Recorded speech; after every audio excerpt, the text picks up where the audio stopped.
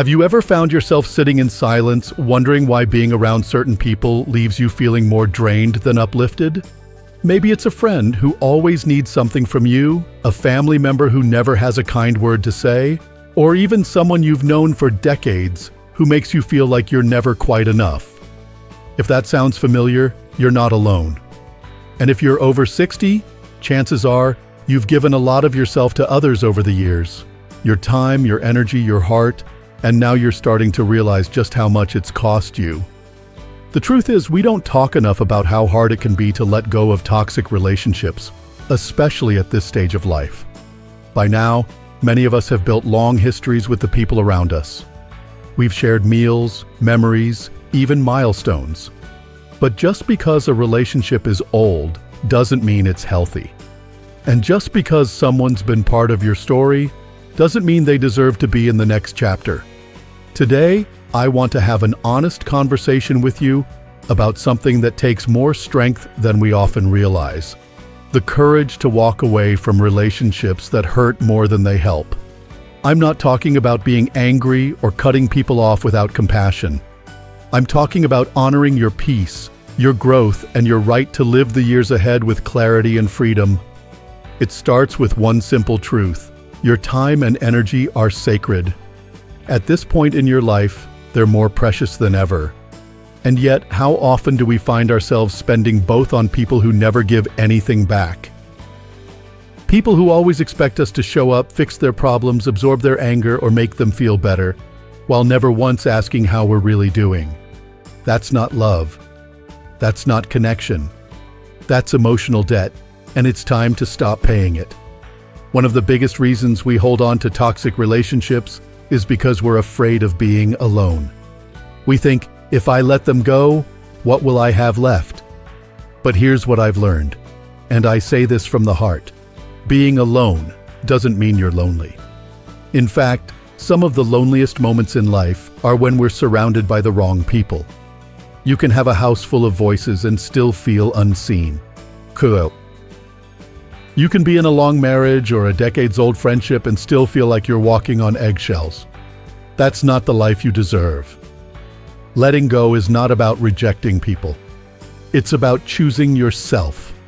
It's about looking in the mirror and saying, I'm done sacrificing my well-being for someone else's comfort. It's about recognizing that peace is more valuable than obligation. And here's the thing: this decision doesn't need to come with fireworks. You don't have to make a big announcement. Sometimes letting go is quiet. Sometimes it's just a gentle step back.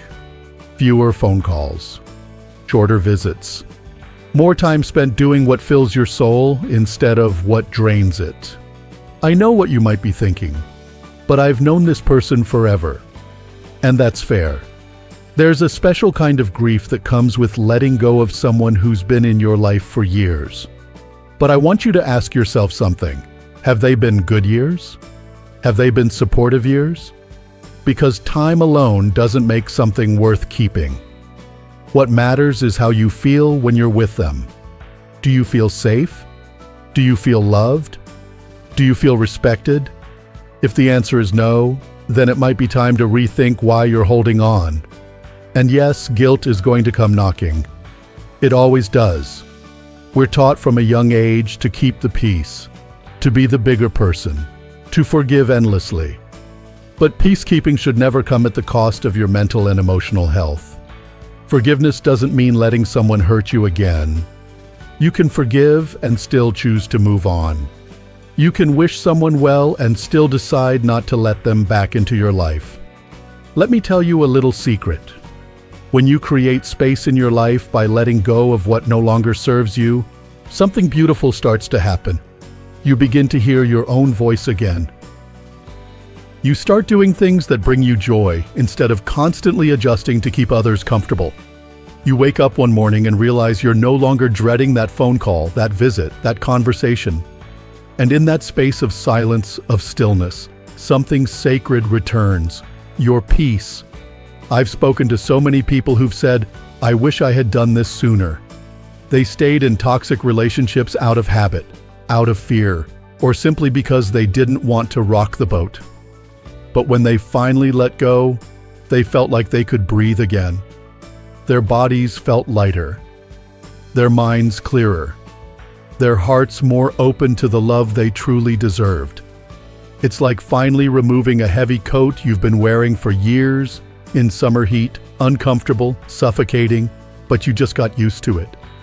And the moment it's gone, you realize just how much it was weighing you down. So let me ask you, what are you carrying that's no longer yours to hold? Who are you trying to please while ignoring your own needs? What relationship have you convinced yourself is just the way it is, even though it leaves you feeling smaller every time you engage with it? You owe it to yourself to ask these questions. Because at this stage in your life, the priority should not be pleasing everyone else. It should be protecting your joy, your energy, your future. You've spent decades showing up for others. Isn't it time you showed up for yourself? There's no shame in choosing peace. There's no weakness in walking away. In fact, it takes tremendous strength. It takes courage to say, I love myself enough to let go. And when you do, you're not losing a person. You're gaining yourself. Now let's take a breath together. Because what comes next, what comes after the letting go, is even more powerful. Let's stay with that breath for just a moment. In and out. Letting go isn't a one-time decision, it's a process. And like all meaningful change, it begins inside. Now that you've started to notice which relationships no longer bring peace, let's talk about what to do with that awareness. Because awareness is only the first step. The next one is choosing what to do with it, how to respond, how to create distance, how to honor yourself even if others don't understand. I want you to know, it's okay if this feels uncomfortable. Growth always comes with some discomfort. But it's the kind of discomfort that leads to something better, like stretching a tight muscle or finally clearing out a cluttered room. And for many of us, one of the hardest parts of letting go isn't even about the other person. It's the fear of what their reaction might be. Will they be angry? Will they guilt us? Will they turn others against us? Those are real fears. And unfortunately, sometimes those things do happen. But I want you to remember something. People who truly love you won't punish you for creating healthy boundaries. They won't shame you for choosing your well-being. And if someone does react with guilt trips, blame, or manipulation, that's not proof you're doing something wrong. That's proof you're doing something right, something that challenges the power they once had over you. And here's where it gets even more personal. Many of us over 60 come from generations where sacrifice was seen as a virtue. We were taught to endure, to tolerate, to just get on with it, especially if it involved family. We were told, blood is thicker than water, or family is everything. But here's the truth. Love is not measured by biology.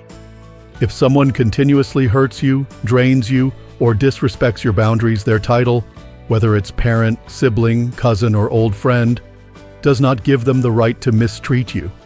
You have the right to protect your peace, even from those closest to you. And that doesn't make you a bad person. It makes you a wise one. Sometimes letting go doesn't mean cutting someone out of your life entirely. Sometimes it means redefining the relationship. Maybe you don't answer every call. Maybe you only see them on your terms, in short and manageable visits. Maybe you choose to keep some conversations light and avoid subjects that bring you pain. That's okay. Boundaries are not walls, they're doors with locks. You choose who comes in, how far, and how often. The real shift happens when you begin to see your own energy as valuable. Would you hand over your life savings to someone who keeps losing it, wasting it, or throwing it back in your face? Of course not. So why do we do that with our emotional energy? Your time is not a debt owed. Your love is not an unlimited resource. And your attention? That's something special, not to be spent on those who take and take without ever giving in return. And let's talk about another reason we hold on too long. Hope. Hope that they'll change. That maybe one more conversation will fix everything. that maybe this time they'll finally understand how much they've hurt you.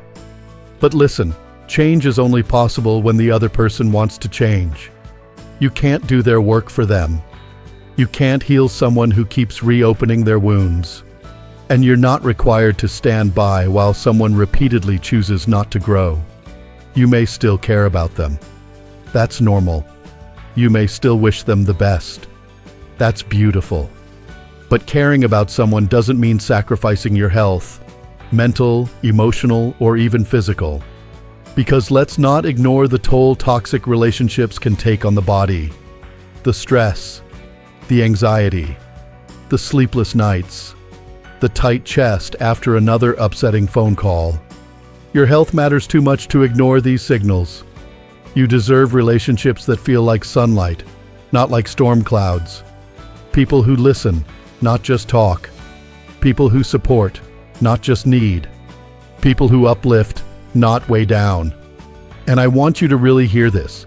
Choosing yourself is not selfish. It's necessary. If you don't take care of your peace, who will? If you don't protect your joy, who's going to do it for you? You've spent years being strong for others. It's time to be strong for yourself. There's a beautiful shift that happens when you do. At first, it might feel quiet, maybe even lonely. But then something changes. You begin to enjoy your own company. You find new interests, new habits, new rhythms that are entirely your own. And slowly but surely, you begin to attract people who meet you with respect, with honesty, with kindness. These people don't show up with demands. They show up with support.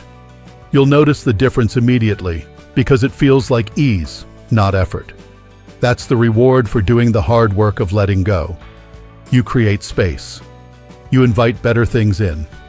I want you to picture your life like a beautiful garden. Over the years, you've planted a lot. Flowers, shrubs, maybe even some trees. But somewhere along the way, a few weeds crept in. At first, you didn't mind. Then they started spreading, taking root, choking the life out of everything else. The longer they stayed, the harder it was to see the beauty underneath. Letting go of toxic relationships is like pulling out those weeds. At first, it's messy. You get your hands dirty. You might even feel like you're ruining things. But as the weeds go, sunlight starts hitting the ground again. The flowers begin to grow. And suddenly, that garden is blooming again. With life, with color, with possibility. That's your life. That's what's waiting for you.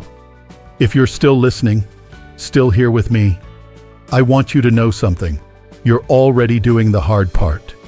You're acknowledging that something needs to change. And that's a powerful place to be. Not everyone reaches it. Many people spend their whole lives surrounded by noise, constantly giving, constantly explaining, constantly bending just to keep others happy. But you're choosing a different path, a quieter one, a braver one. You're choosing peace over pressure, truth over obligation, growth over guilt. And I know what you might be thinking right now. But what if I'm alone after all this? That fear is real. It's human. We're social beings, and connection matters. But let me ask you this. What kind of connection are you holding on to? Because being surrounded by people who don't see your worth isn't connection. That's proximity. That's habit. True connection doesn't deplete you.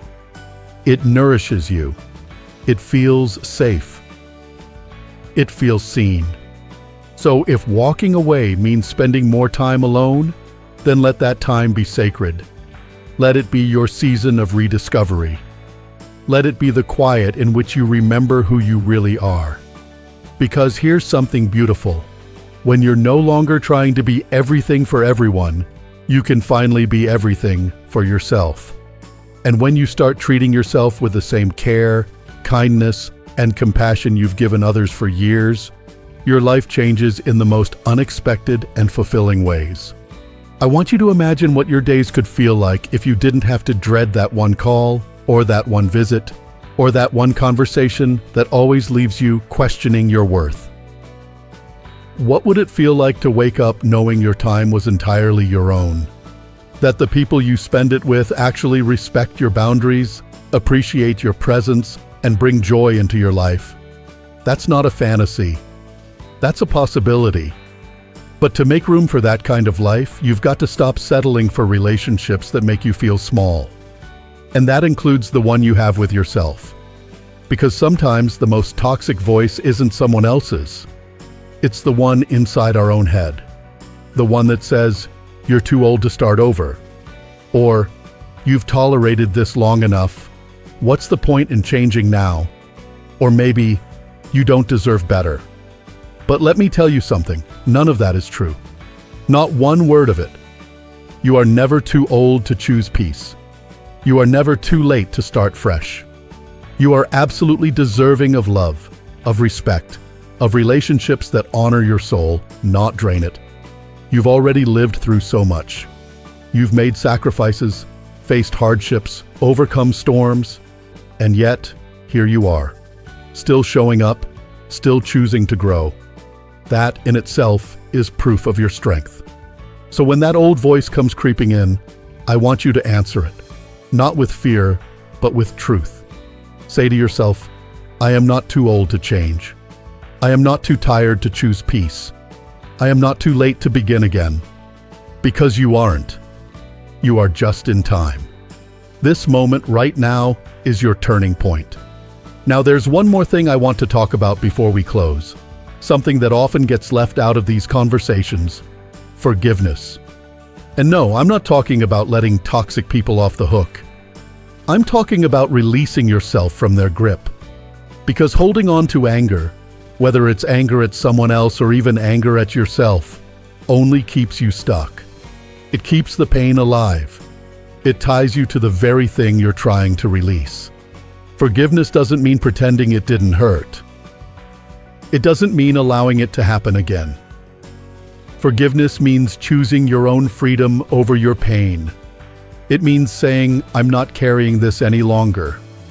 Because resentment is heavy, and you've carried it long enough. And while you're forgiving others, don't forget to forgive yourself. Forgive yourself for not walking away sooner. Forgive yourself for giving so many chances. Forgive yourself for staying silent when you should have spoken up. You did what you knew how to do at the time. And now you know better. That's growth. That's wisdom. And it's something to be proud of. So here we are, at this beautiful, honest moment. You have a choice. You can keep carrying the weight, or you can set it down. You can keep holding on to what hurts, or you can let it go and make room for what heals. You can keep waiting for others to change, or you can change how you show up in your own life. You are not here to be someone's emotional dumping ground. You are not here to beg for scraps of kindness. You are here to live fully, deeply, and freely. You are here to be loved well, especially by yourself. And as you begin to let go, as you create space, set boundaries, and speak your truth, know this: you're not losing anything. You're gaining everything. You're gaining clarity, strength, peace. You're gaining yourself. And that, my friend, is the most beautiful thing you can ever reclaim. Now, if this message spoke to you today, I'd love for you to share your thoughts in the comments. Tell me what you're letting go of, what you're choosing instead. Let's be a community that supports each other, uplifts each other, and grows together, no matter our age. And if this video helped you in any way, please consider liking it and subscribing to the channel. There's so much more to come, and I'd be honored to walk this journey with you. Until next time, hold your head high. You are enough. You are worthy. And you are free to live a life that feels like yours.